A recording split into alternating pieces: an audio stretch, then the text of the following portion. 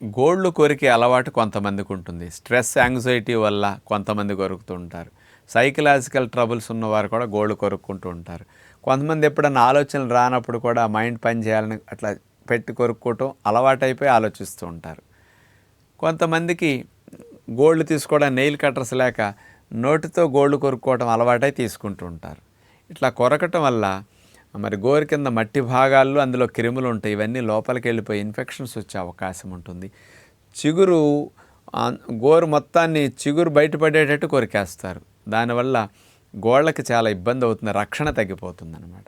గోళ్ళు కొరికే అలవాటు మానేయాలి అంటే గోరింతాకు కోసుకొచ్చేసి దాన్ని రుబ్బి గోరింతాకుని వేళ్ళకు పెట్టేసుకుంటే, గోరింతాకు వాసన చాలామంది గిట్టదు.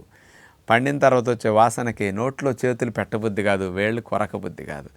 ఈ రకంగా ఉపయోగించుకుంటే మీకు గోళ్ళు కొరికే అలవాటు తగ్గుతుంది. రెండవది, ఆడవారు మాత్రమే చేతికి గోళ్ళ రంగు వేసుకుంటూ ఉంటారు, మగవారు వెయ్యరు.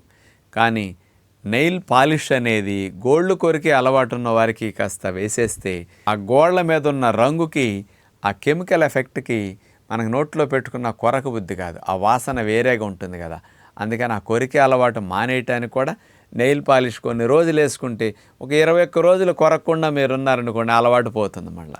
అందుకని రెగ్యులర్గా రిపీటెడ్గా గోరింతాకు 2 రోజులకు 3 రోజులకు ఒకసారి అట్లా పెట్టేస్తుండాలి. ఎర్రగా పండినప్పుడు మొదటి 3 రోజుల వాసన ఎక్కువ ఉంటుంది. అలాగే నెయిల్ పాలిష్ 2-3 రోజులకు ఒకసారి వేసేస్తూ ఉంటే గోళ్ళు కొరికే అలవాటు తగ్గిపోతుంది అన్నమాట.